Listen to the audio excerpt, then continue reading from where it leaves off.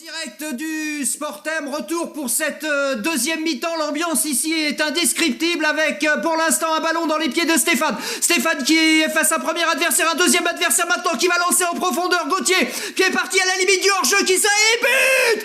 Extraordinaire frappe dans la lucarne et l'ouverture du score ici au Sportem.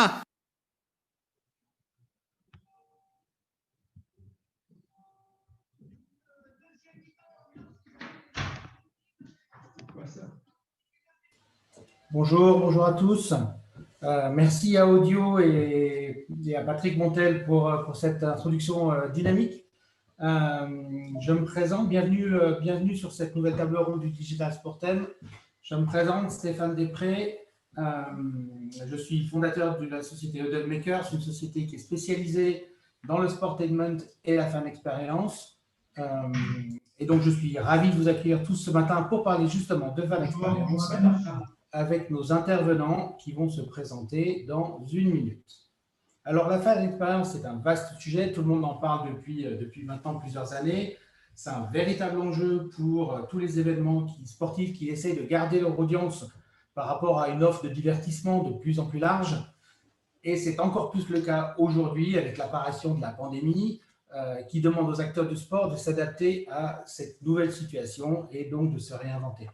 À ce sujet, pour en parler aujourd'hui, nous avons donc un panel assez intéressant avec d'un côté un détenteur de droit, organisateur d'événements, avec Claire Billard de la Fédération française de rugby, qui a dû changer son modèle pendant ces derniers événements, et deux fournisseurs de solutions, avec Gauthier Féby de Vogo et Gauthier Dalle de Audio, qui ont chacun adapté leur offre à cette nouvelle situation. Donc, avant de rentrer dans le vif du sujet, je vous propose de faire un tour de table pour que nos intervenants puissent se présenter rapidement. Et je vais passer la parole à notre première intervenante, Claire Billard de la Fédération française de rugby. Je te laisse la parole.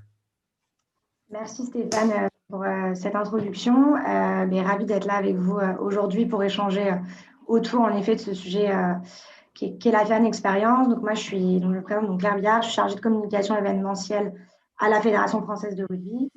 Je m'occupe notamment de tous les sujets liés à l'expérience fan, mais plutôt côté stade, donc Instadia, regroupant notamment la coordination des programmes de présentation sportive, les activations, animations à destination du grand public, mais aussi les protocoles d'avant-match. Et j'ai aussi d'autres missions au sein de la fédération qui sont plus autour de la promotion et la communication de tous les événements de la fédération. Claire, je passe maintenant la parole à notre premier Gauthier, puisque nous avons deux Gauthier sur ce panel. Gauthier Féby de Vogo. Bonjour Stéphane, bonjour à tous. Donc Gauthier Féby, société Vogo.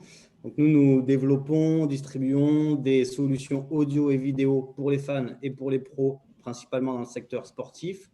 Vogo, c'est notamment, elle a fait pas mal de bruit parce que c'est la première société issue de la Sporttech qui est cotée sur Euronext Paris.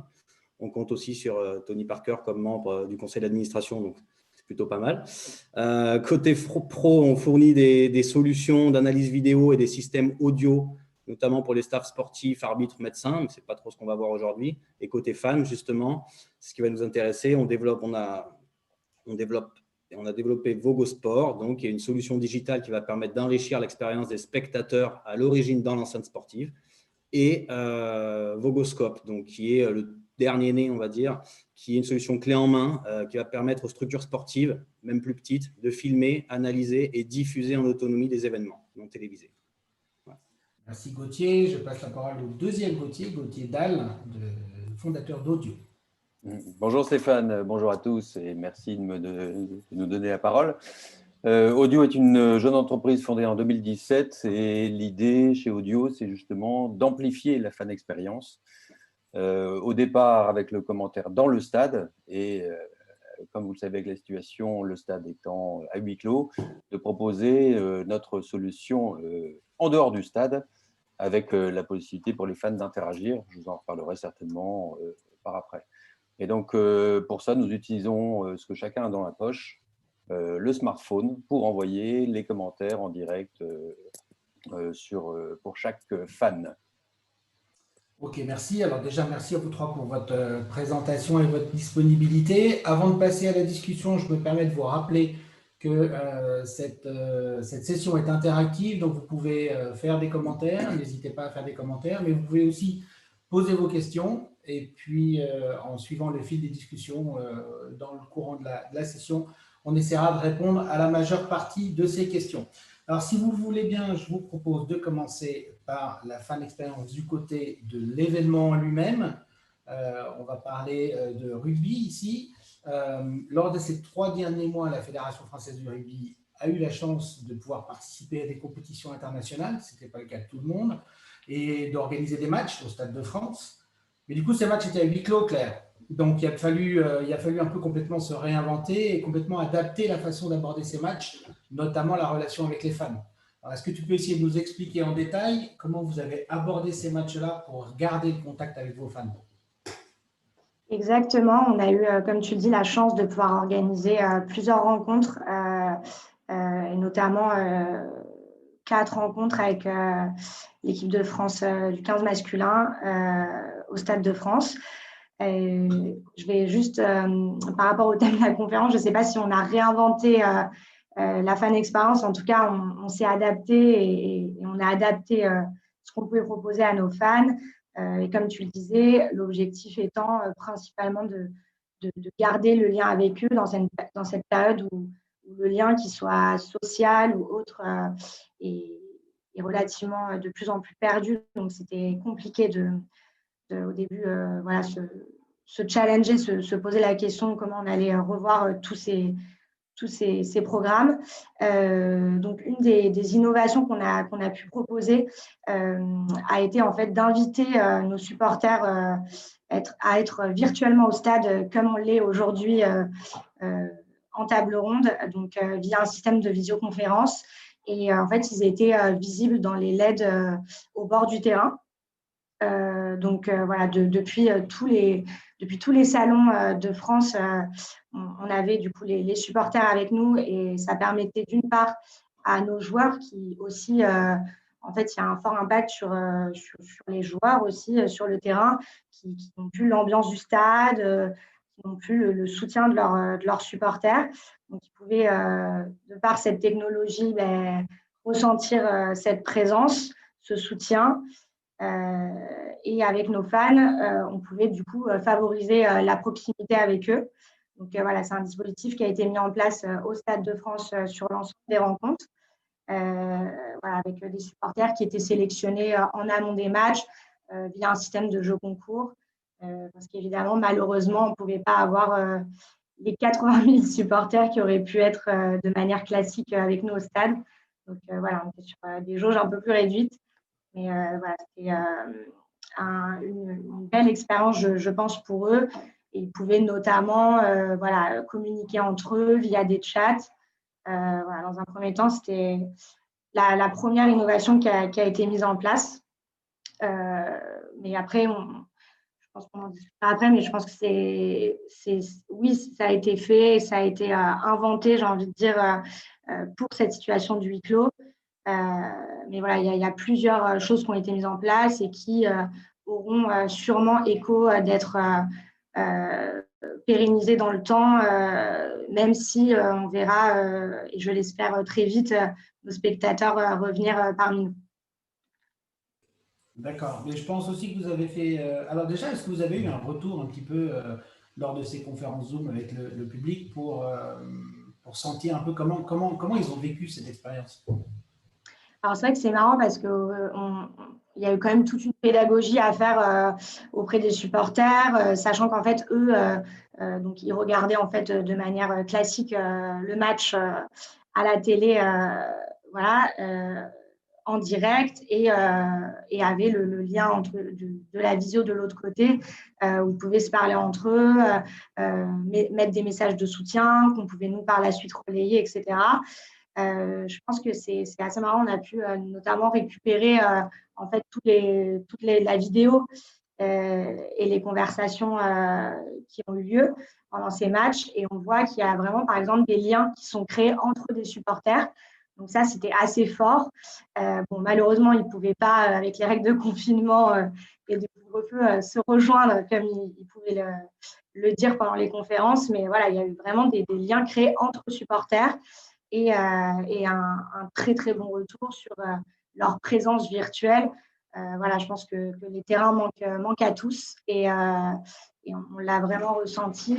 Ils étaient très, très enclins à voilà, mettre des messages de soutien, voilà, être présents. Ils avaient vraiment tous joué le jeu. Il y avait beaucoup de personnes avec le maillot de l'équipe de France ou voilà, des déguisements bleu, blanc, rouge. Enfin, tout le monde était vraiment aux couleurs de l'équipe. C'était plutôt une opération très réussie.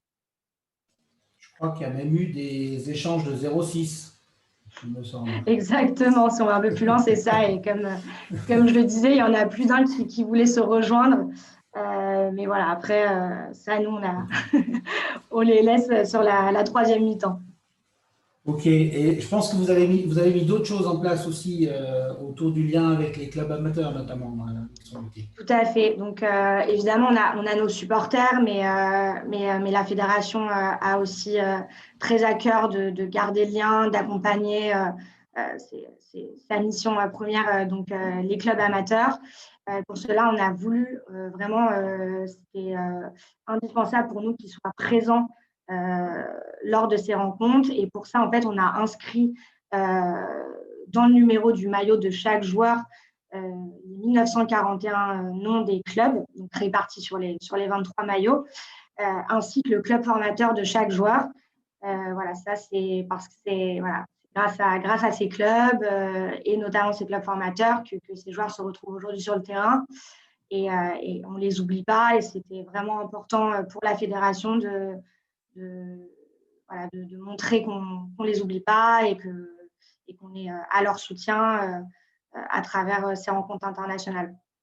Et ce qui est marrant sur cette opération, c'est que c'est vraiment allé très loin, ça a été très fort, ça a été jusqu'à un système, j'ai envie de dire, de management du staff de l'équipe qui a en fait complètement imprégné de cette opération du maillot et voilà, c'est devenu central pour eux. Voilà, l'idée de la continuité du club amateur jusqu'au terrain et la rencontre internationale et le rugby professionnel. Donc c'était un message très fort qui nous a accompagnés pendant toute cette tournée d'automne.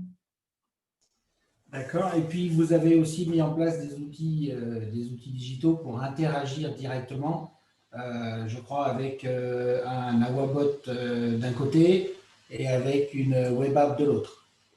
Tout à fait. Donc, dans la continuité de ce qu'on a pu faire avec les fans en visio sur les LED au bord du terrain, on avait aussi avec nous un robot, donc voilà, qui se nomme Awabot et qui en fait était présent donc à la sortie du bus au moment de l'échauffement et voilà toute la partie d'avant-match où en fait c'était un enfant donc en partenariat avec la Ligue nationale contre le cancer. On a pu permettre à des enfants malades de passer un moment en visioconférence avec les joueurs, donc dans ces moments forts que je vous ai cités.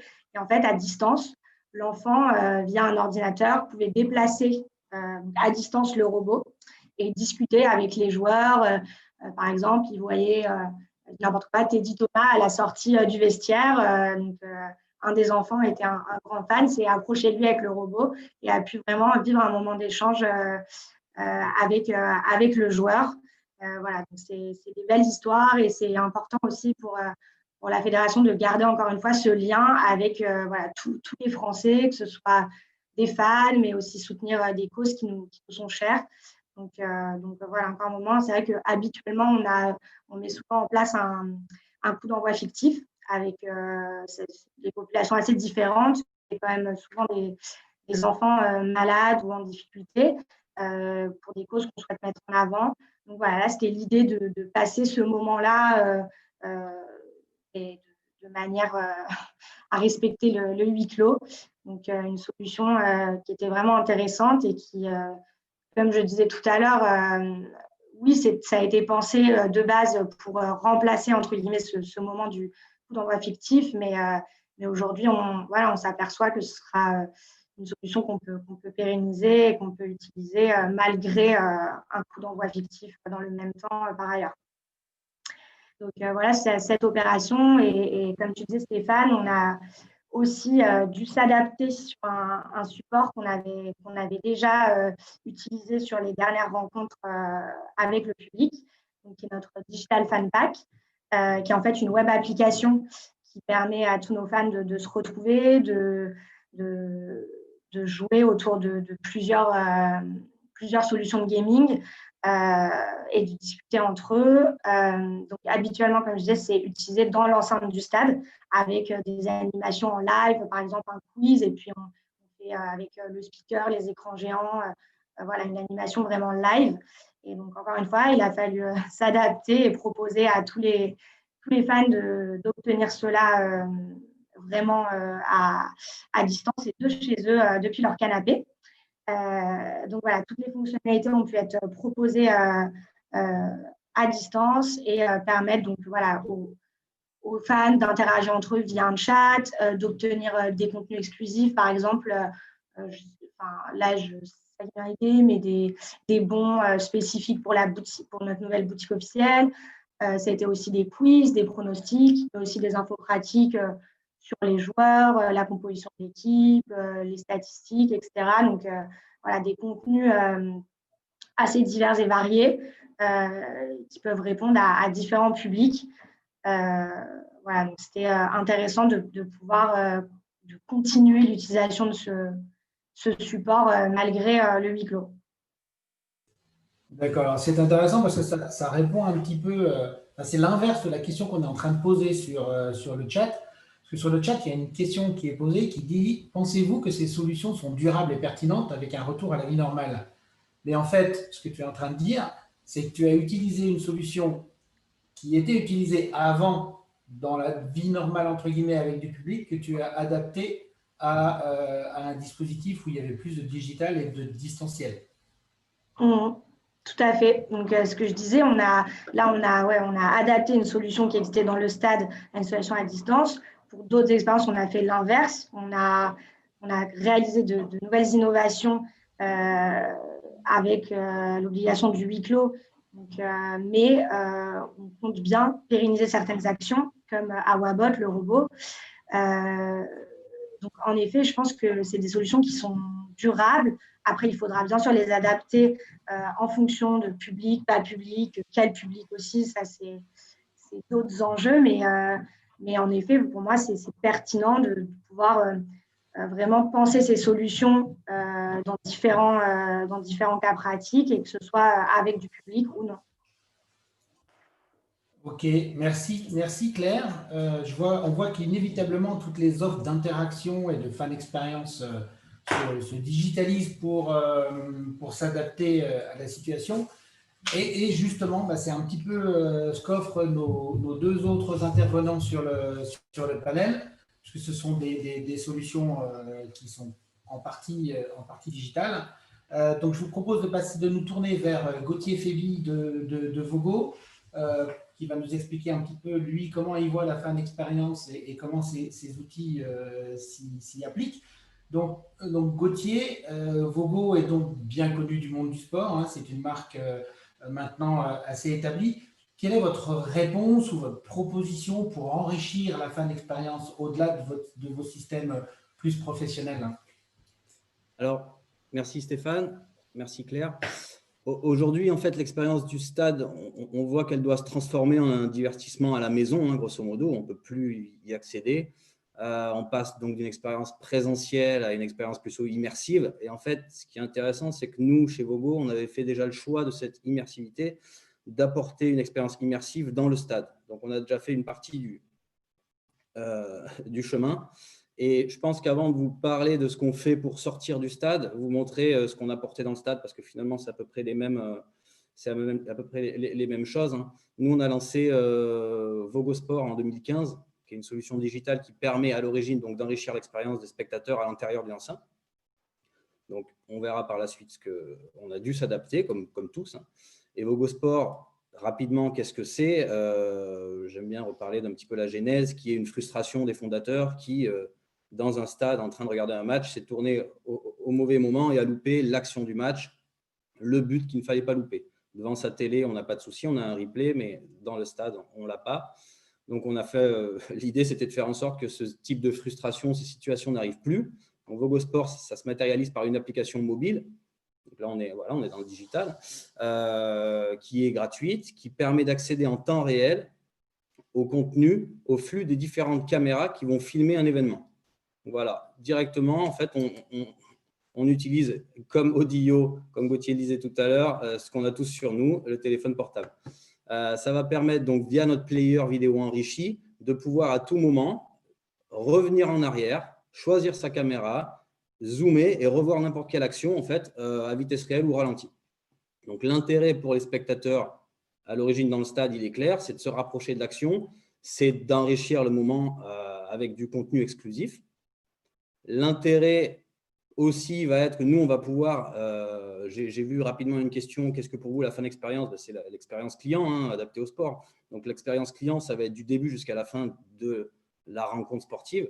Et nous, ce qui va être intéressant, c'est qu'on va pouvoir ajouter des fonctionnalités comme l'intégration d'interviews, de statistiques, de highlights, etc., qui vont faire que la personne, même pendant les temps morts, va pouvoir continuer de profiter du système. L'intérêt pour les organisateurs d'événements et les ayants droit, ça va être justement de proposer un nouvel outil de communication pour des marques partenaires, sortir un petit peu du cadre classique. On a des leviers de monétisation qui vont passer par de la visibilité logo ou contenu de marque, etc. Ça va être aussi de pouvoir surfer sur cette mouvance qu'ont depuis, même en avant Covid, qui avait vraiment de Smart Stadium. Donc, on a une solution qui, ça faisait partie des challenges pré-Covid, la transformation des enceintes traditionnelles en enceintes connectées. C'est quelque chose qui continue d'être d'actualité. Moi, j'ai encore été contacté hier par un stade belge qui, justement, est dans cette mouvance et qui, même dans la période, veut avancer. Donc, clairement, ça fait partie des avantages de notre type de solution. Et l'intérêt, ça va être aussi pour toutes ces structures d'enrichir leur application mobile existante avec une brique, parce que nous, notre solution peut être imbriquée directement dans des applications d'organisateurs d'événements. Voilà. Juste pour revenir rapidement sur notre produit Instadia, qui, je pense notamment aux zones d'hospitalité, qui sont finalement la dernière chose qui a fermé et qui, j'espère, sera la première à réouvrir parce que c'est quelque chose de super important pour tous les organisateurs. Et en zone d'hospitalité, quand on discute avec des responsables, le challenge, c'est toujours d'innover, de proposer des choses un petit peu différentes du catering classique ou des animations avec speaker, etc. Et c'est vrai que notre solution, nous, naturellement, elle a été adaptée sur des grands écrans tactiles pour pouvoir proposer en zone d'hospitalité des animations comme ils font par exemple au RC Lens. Et en fait, là, on va parler plus que de visibilité, d'activation partenaire avec notre solution. Et je pense que ça fait partie des choses importantes à noter. C'est que les outils digitaux aujourd'hui, il ne faut pas simplement les utiliser comme une bannière publicitaire, c'est-à-dire une visibilité en bord de terrain, mais aussi pour activer clairement ces partenariats. Je pense à l'AS Saint-Etienne qui utilise notre solution en partenariat avec Afelou. Ça a du sens pour un spécialiste de la vision de proposer de se rapprocher de l'action et de mieux voir le match. Ou alors à le club de Lens qui a associé son partenaire Wegeo technologique à une animation pendant laquelle un des joueurs va remonter, va venir effectuer une petite… va refaire le match en quelque sorte avec un speaker en ayant sélectionné les quelques actions clés et en les repassant avec ce qu'on appelle, nous, le live and replay multicam. Voilà, donc ça, c'est ce qu'on fait dans l'enceinte. Aujourd'hui, la question était comment est-ce qu'on s'adapte? Et clairement, pour s'adapter, il a fallu, simplement, nous, on s'est dit comment continuer de faire profiter de ce player enrichi aux personnes qui n'ont plus accès au terrain, au stade, pardon. Et on est sorti de l'enceinte avec ce qu'on appelle la place virtuelle. Donc, la place virtuelle, c'est la même chose que Vogo Sport, sauf que ça va être directement adressé aussi aux organisateurs d'événements et quand c'est télévisé aux ayants droit, donc aux diffuseurs. Et ça va permettre, via notre application ou directement via l'application de l'organisateur ou d'ayant droit, de pouvoir vendre des places virtuelles ou proposer à des VIP à des personnes à qui, normalement, on propose un service un petit peu premium, que ce soit en zone VIP ou ailleurs, d'accéder à un contenu enrichi en second écran, en quelque sorte. Ok. Mais alors, du coup, avec toutes ces solutions-là, je pense que les auditeurs ils seraient intéressés de savoir, parce qu'aujourd'hui, tout le monde est confronté à la perte de certains revenus, notamment à la billetterie par les organisateurs d'événements. Du coup, ils vont peut-être avoir un peu de mal à investir sur ces innovations digitales.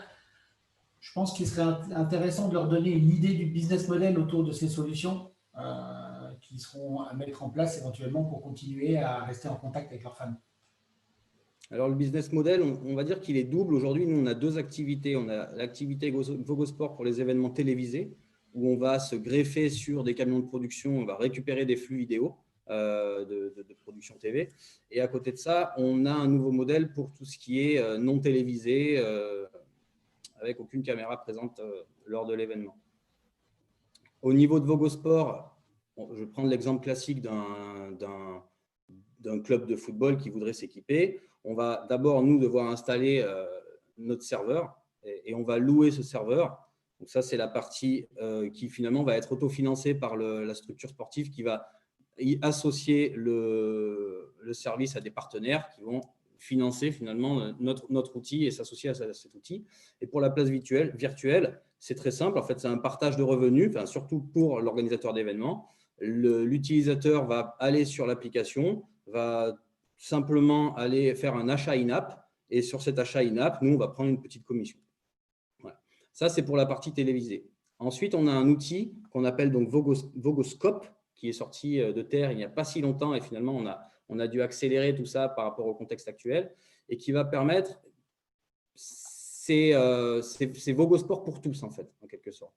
Donc, Vogosport, ça va être destiné au sport plutôt amateur, semi-pro, aux clubs pro qui veulent diffuser, par exemple, les matchs d'équipe B. Je pense notamment à des équipes de hand qui ont leur équipe pro qui est diffusée sur beIN, mais par exemple, leur club féminin ou leur moins de 18, moins de 20 ne sont pas diffusés. Et nous, on va leur proposer un kit complet, autonome, qui va être composé de caméras et des solutions pour pouvoir pousser la solution en indoor quand les spectateurs reviendront, sur des écrans tactiles en zone d'hospitalité et via la place virtuelle ou pour les structures qui préfèrent se dire « bon, moi, j'ai simplement envie de faire du streaming classique sur ma page Facebook ou YouTube », on peut aussi pousser les contenus par ce biais-là.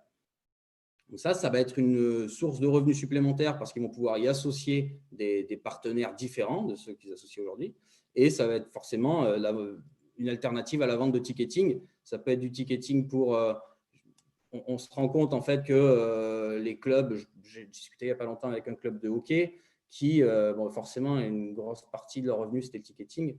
Aujourd'hui, ils n'ont pas cette possibilité-là. Demain, en vendant des places virtuelles, vont pouvoir récupérer donc, ces revenus et en plus, récupérer finalement, vendre des places aux supporters des équipes adverses qui, normalement, ne se déplaçaient pas pour venir voir. Ça va être aussi intéressant pour des structures un peu plus petites, type club, association, qui font des événements tous les week-ends. Et finalement, la grand-mère à l'autre bout de la France va pouvoir aller acheter la place virtuelle pour voir son petit-fils ou sa petite-fille faire sa compétition de gymnastique le samedi. Donc là, on ouvre un petit peu, on change, on bouscule un petit peu les canaux de distribution de médias habituels pour justement pouvoir proposer à tous cette solution immersive. Ouais, alors, vous avez testé ce modèle parce qu'on sait que le modèle en pay-per-view ou le modèle effectivement de ticketing virtuel est assez développé dans les pays anglo-saxons. En France, on est souvent un peu en retard sur cet aspect-là. Et puis, les gens qui utilisent des outils digitaux, ils ont un peu toujours tendance à vouloir, avec Internet notamment, que ça soit gratuit. On le voit aujourd'hui avec l'offre de Mediapro qui a eu une grosse attaque de gens qui essayaient de hacker la plateforme. Vous avez fait des tests et vous avez une idée sur effectivement ce retour?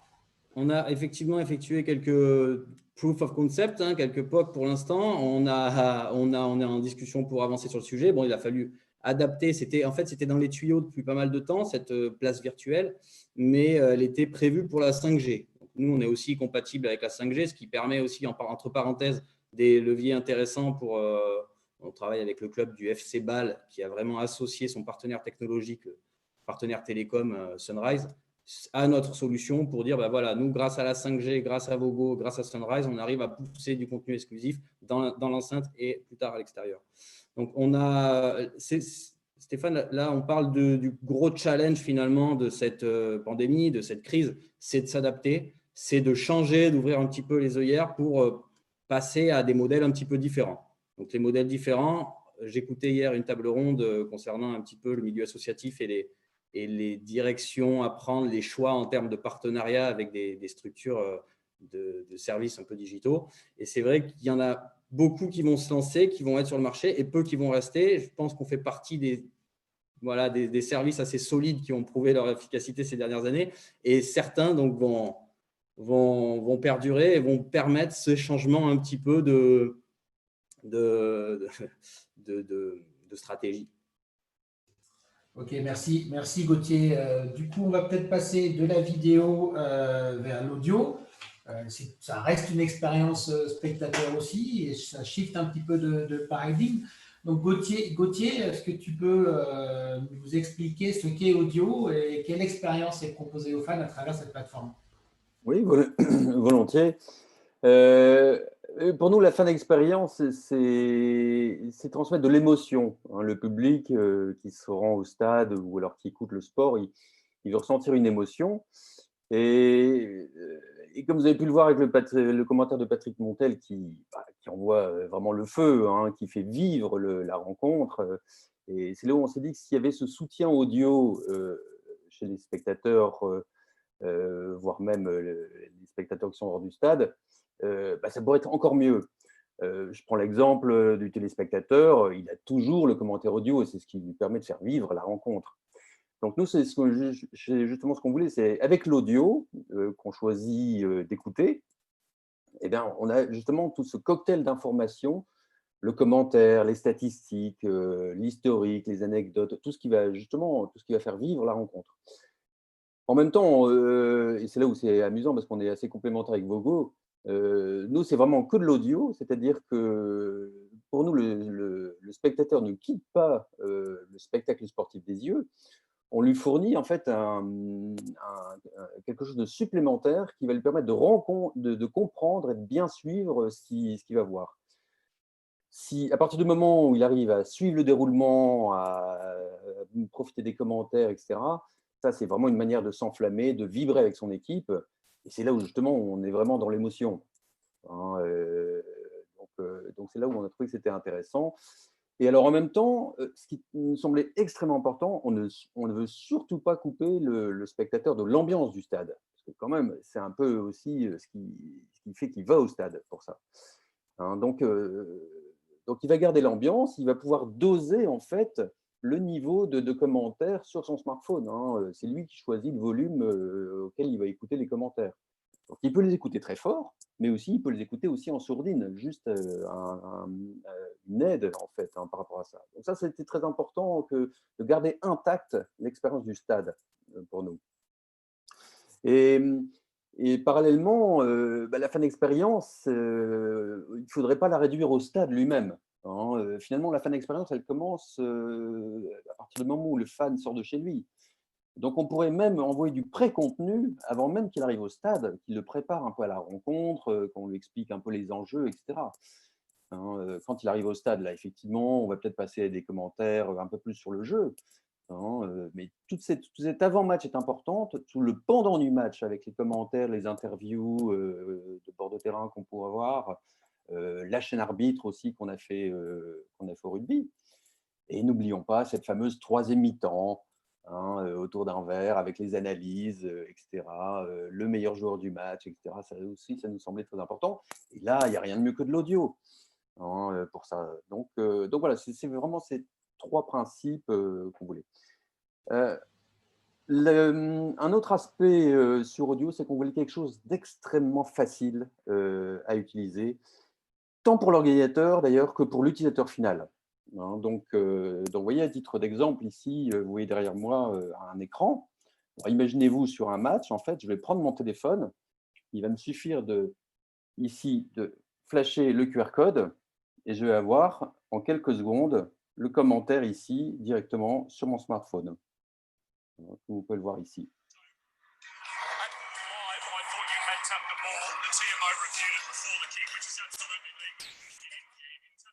Voilà. Hein, donc, c'est vraiment donc, extrêmement simple. Et alors, pour l'ordinateur, c'est un système qui se pose en à peine 10 minutes. Vous voyez, en fait, le système audio, c'est ça.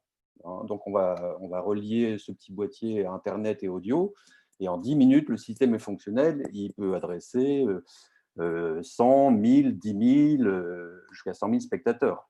Hein, très récemment, on était sur le Vendée Globe Challenge, où en fait, ceux qui regardent les bateaux passer, c'est magnifique un bateau passé, mais c'est encore mieux de savoir qui est le skipper, quel est le bateau, comment ils en sont arrivés là, etc.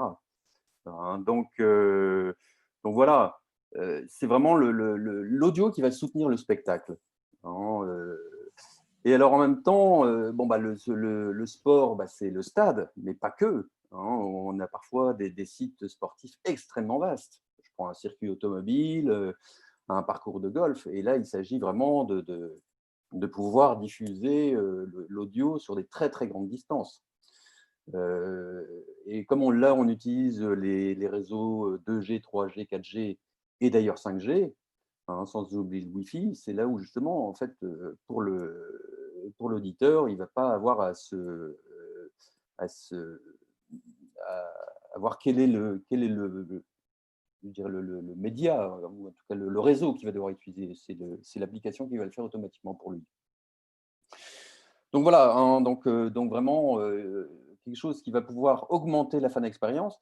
Alors, parallèlement aussi, on peut envoyer la première chose, je pense, qui est importante, c'est le commentaire.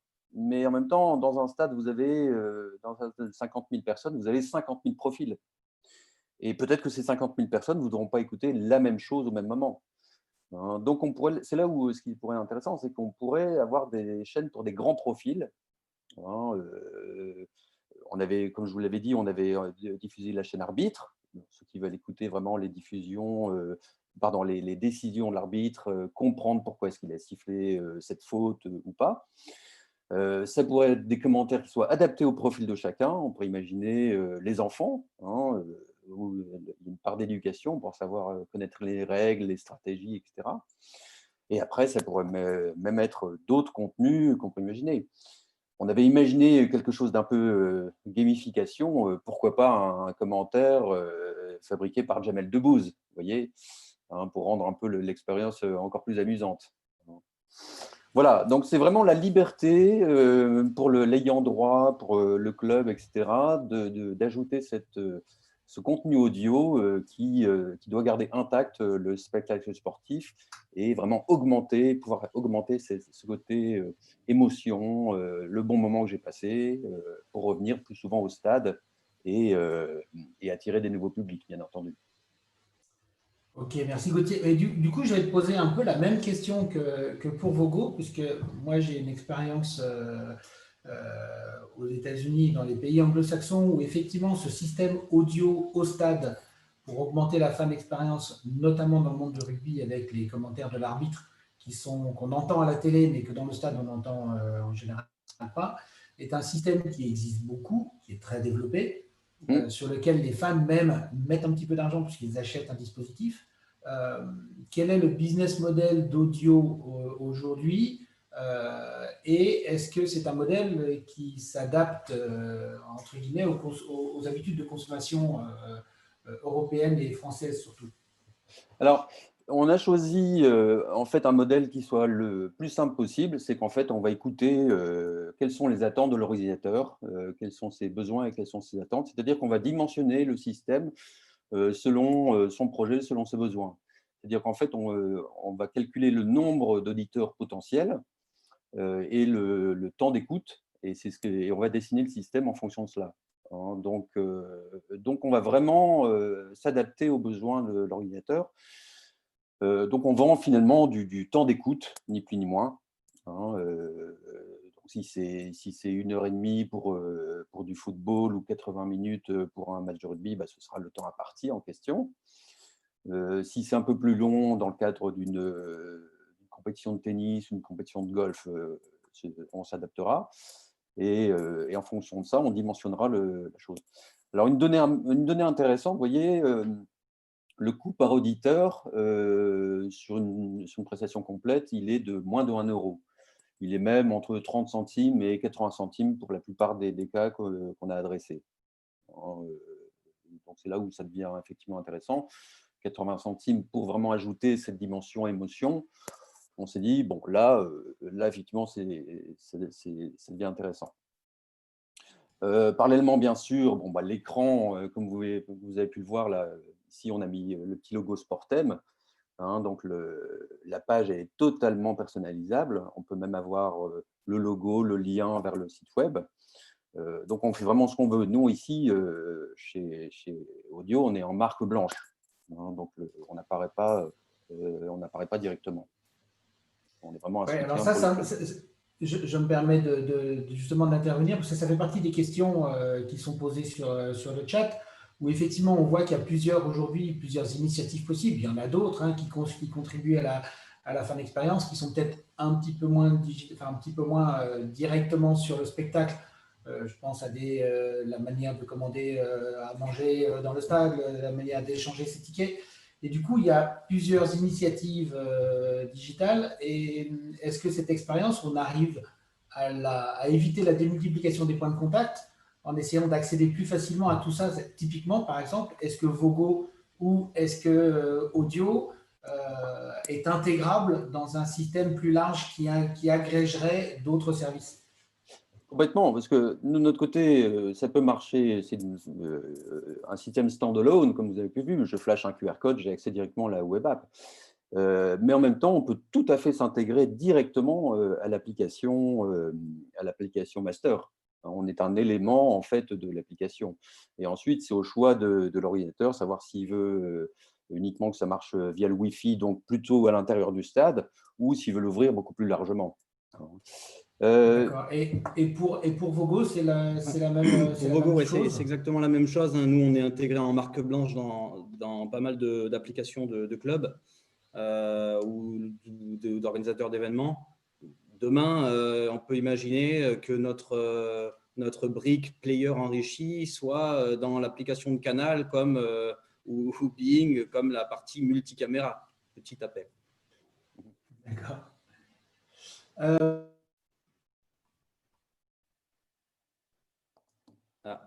Stéphane, pardon, excusez-moi, oui, j'avais oublié de cliquer sur mon micro. Je disais, il nous reste une petite quinzaine de minutes et on a quelques questions intéressantes sur le chat. Une question d'ailleurs assez générique et qui va vous concerner tous les trois. On entend parler de différents systèmes de sonorisation, d'apps, d'initiatives vidéo, d'initiatives audio. Avec des grands écarts entre ces différences. On entend beaucoup parler de la fan expérience. Donc, les panélistes, les intervenants nous demandent, mais du coup, qu'est-ce que c'est pour vous la fan expérience dans sa globalité? Vaste sujet. Mais aussi, pourquoi c'est devenu si important ces derniers temps? Quelle est l'importance pour vous de cette fan expérience? On va peut-être commencer avec Claire, parce qu'elle a un contact direct avec ses fans, et puis on fera le tour des panélistes. Oui, en effet, c'est vrai que c'est un sujet qui prend de plus en plus de place, sur tous les domaines. Je pense que si ça prend de plus en plus de place, c'est aussi le reflet de la société. Et nous, en tout cas, c'est comme ça, en tant que fédération, on s'inscrit lorsqu'on développe ces idées, lorsqu'on réfléchit à ce qu'attendent nos spectateurs et nos fans. Aujourd'hui, je pense que tout le monde a besoin de plus en plus de divertissement, de sortir du quotidien et encore plus dans cette période. Après, ça s'adapte là, nous, au modèle du sport, mais je pense que ça s'adapte totalement à d'autres offres, qu'elles soient plus culturelles ou autres. Sachant que les offres aujourd'hui, elles se démultiplient et donc on se doit de proposer la meilleure expérience avec l'objectif que le spectateur, quand il ressort de ce moment, veuille revenir et souhaiter partager ce moment de partage, de convivialité avec l'objectif de faire rêver un peu le spectateur et le faire sortir de ce quotidien Mais voilà, comme je disais, nous, ça s'inscrit dans le domaine du sport, mais ça s'adapte à tous les modèles, finalement. La fan expérience, c'est l'expérience sociale, en fait, du spectateur lorsqu'il rentre sur un événement. Si je peux ajouter quelque chose, c'est vrai qu'aujourd'hui, les structures font face à la concurrence, en fait. Hein. C'est l'escalade, c'est celui qui va réussir à attirer les spectateurs, que ce soit dans le cadre d'une ville, comme je prends l'exemple de Montpellier, avec des clubs de foot, rugby, handball, volley, et il faut essayer de se faire sa place aussi en pouvant attirer en attirant les spectateurs avec des choses innovantes qui vont leur permettre de vivre vraiment quelque chose de différent. Gauthier, un avis sur l'importance de cette fan expérience? Oui, alors sur la fin d'expérience, donc je l'ai dit, transmettre l'émotion, et ce qui nous semble aussi assez intéressant, finalement, c'est de pouvoir faire interagir le spectateur, pouvoir qu'il y apporte sa petite touche personnelle, et c'est notamment pour ça qu'on avait mis au point le système. Donc, comme vous avez pu le voir, on a le commentaire ici, que vous avez entendu avec Patrick Montel. En direct du Sportem, retour pour cette Que deuxième. vous avez entendu ici, et la possibilité aussi d'interagir, d'envoyer des applaudissements, etc. Ou alors des sons de vuvuzela, etc.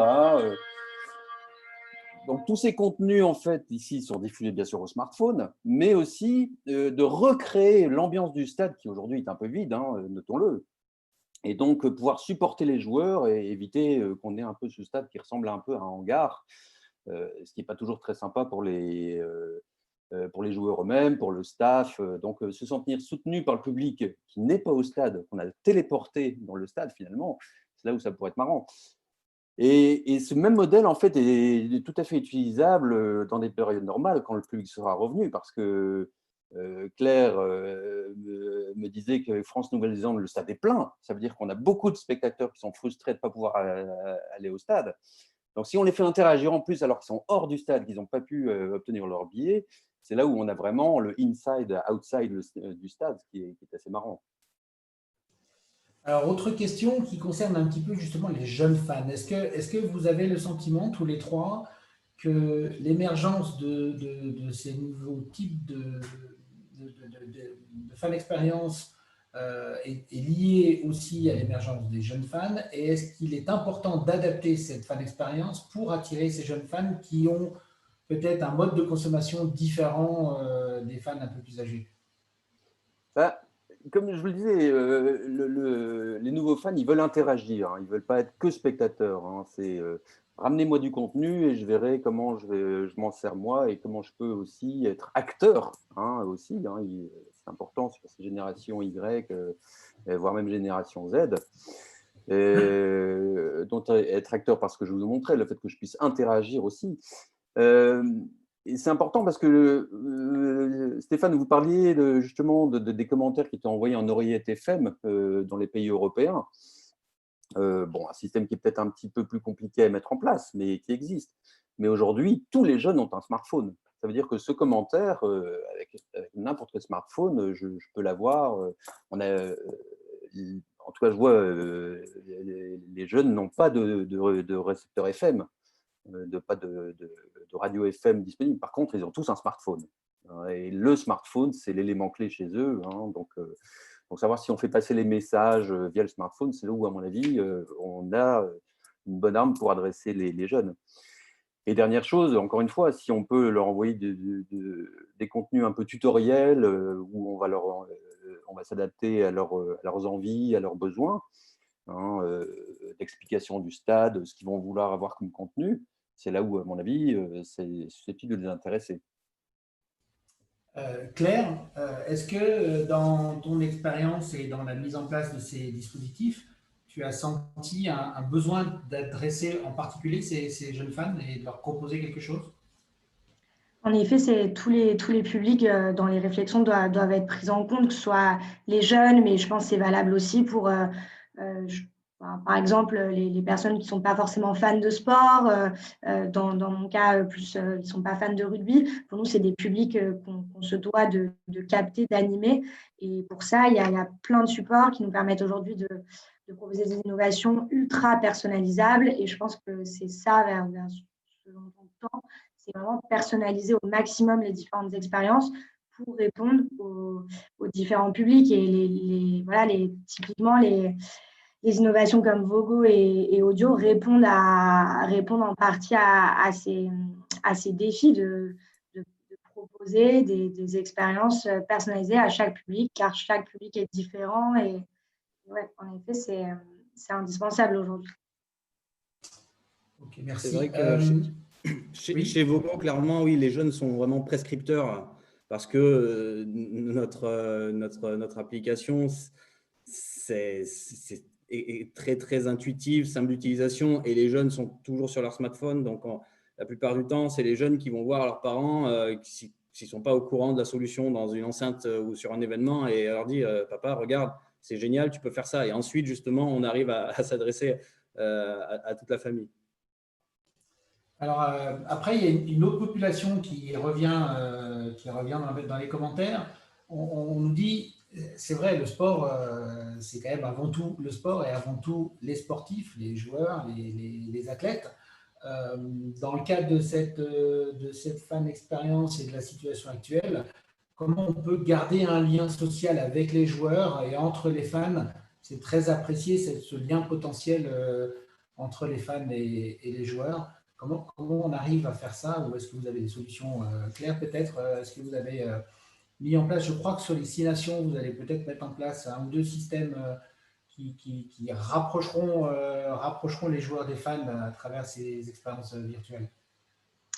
Oui, notamment, on a aujourd'hui un programme qui est géré par notre service digital et notamment les réseaux sociaux, qui aide beaucoup dans ce lien entre les joueurs et les fans à distance, qui s'appelle Rencontre Bleue. Et en fait, voilà, il y a chaque seconde, ça sera un peu plus intensifié au moment du tournoi quand les joueurs sont rassemblés avec nous. Mais voilà, l'idée, c'est de créer en fait des moments entre des fans, donc il y a différents publics, et les Bleus. Le premier épisode, c'était avec en fait un enfant qui, pendant le premier confinement, avait créé un déguisement à l'effigie d'Antoine Dupont. Et voilà, ce qui avait vraiment touché en fait le joueur et voulait un peu lui rendre ce moment. Et donc, ils avaient partagé en fait un moment en visio tous les deux. Donc, c'était un beau moment et qu'on a pu mettre en image. Donc, voilà, c'est des systèmes assez simples, mais qui permettent aujourd'hui de mettre en avant ce lien fort qui, comme on l'a dit, avec la distance et le manque d'interaction humaine et réelle, on doit y faire face et trouver de nouveaux moyens pour s'adapter. Alors, merci. Alors, on le voit, hein, alors, déjà, une petite information, il ne nous reste que 5 minutes, donc je vais essayer de synthétiser. Je vais garder une dernière question quand même, malgré tout. On voit par ton intervention que la clé, c'est le storytelling et c'est le contenu. Comme le disait Gauthier Dalle tout à l'heure, la clé, c'est la création de contenu, en fait. Les solutions que vous avez sont des solutions qui facilitent la mise à disposition de ce contenu, mais la clé pour les fans et pour attirer ces fans, c'est bien de créer ce contenu et l'expérience dont tu parles ici avec Antoine et le jeune fan, c'est vraiment de la création de contenu et c'est ça qui est important. Avant de conclure, il y a une question sur le chat qui je pense, intéresse tout le monde. C'est pour ça que je voulais vous interrompre pour en parler.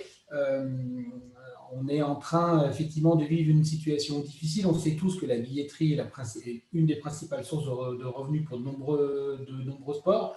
Dans cette situation complexe, les internautes nous posent la question de savoir, par rapport au budget 2021, quel serait pour vous le principal domaine d'investissement dans le cadre de la fan expérience s'il devait y avoir un choix à être fait.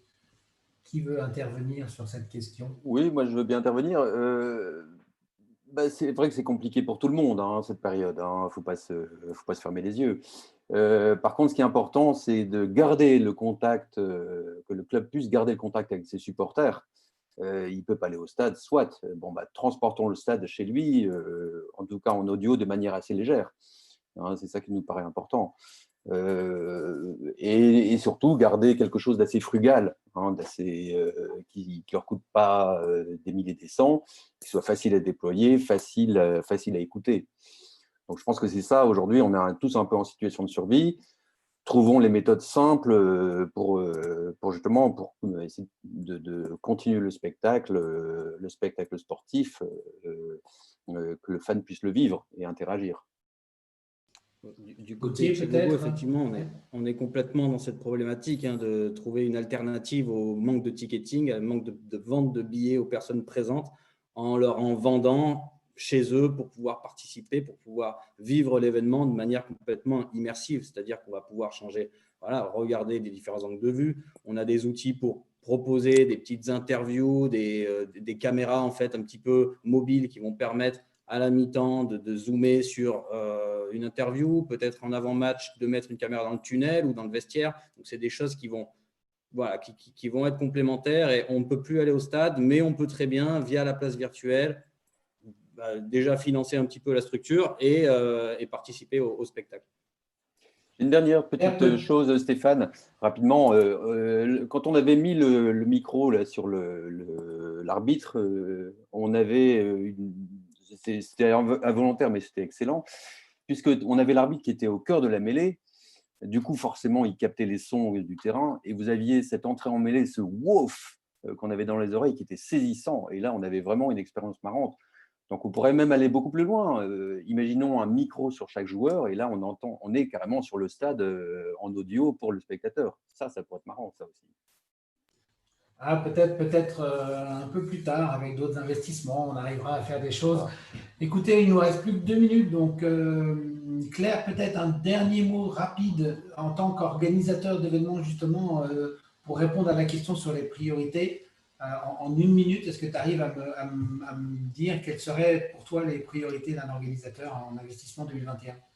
Non, mais ça rejoint en fait tout ce qu'on s'est dit aujourd'hui. L'idée, c'est de transposer le stade sur un autre modèle. Enfin, en tout cas, nous, pour le stade, il y avait une question sur fan expérience égale stade. C'est nos pratiques à nous, mais en effet, la fan expérience, ça va sur d'autres modèles et surtout, ça va avant l'arrivée au stade et jusqu'au prochain match. Ça, c'est important. C'est un fil rouge qu'il faut tenir. Mais aujourd'hui, oui, la création de contenu et offrir aux spectateurs ce qu'ils ne peuvent pas vivre en vrai, c'est notre principal axe. Merci beaucoup, Claire. Et écoutez, c'est le moment de conclure. Je vous remercie tous pour votre intervention, très intéressant et très enrichissant par rapport à la situation actuelle. Merci à tous ceux qui nous ont écoutés. Continuez à suivre le Digital Sportem ces prochaines heures et bonne fin de conférence et bonne fin de salon. Merci Stéphane. À tous. Merci. Merci beaucoup. Au revoir. Au revoir.